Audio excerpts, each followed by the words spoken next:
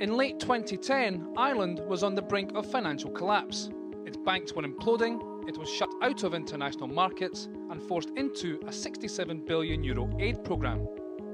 Now, it's back in the bond market, close to exiting that programme, and has struck a deal with the European Central Bank over its borrowings.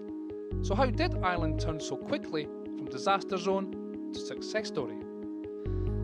This policy has proved disastrous in Greece, but Ireland has a more open, flexible and export-led economy, so it has been better able to withstand the shocks from drastic spending cuts. In July 2011, Brussels cut the interest rate Ireland paid on its loans to between 3.5% and 4%. That was down from 6%, and it doubled the loan time to 15 years.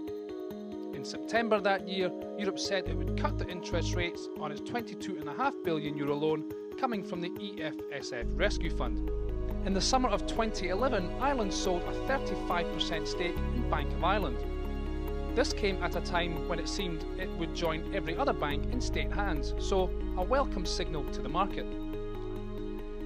In January 2012, as yields fell below 8%, Ireland dipped its toes back in the international capital markets.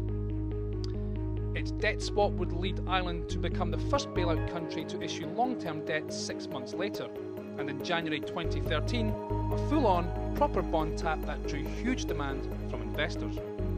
Fast forward to January 2013 and Ireland's government rushes through emergency legislation to liquidate the failed Anglo-Irish Bank.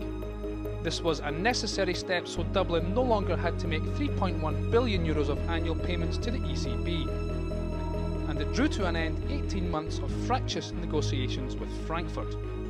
No wonder Irish eyes, at least these ones, are smiling. Jamie McGeever for Reuters.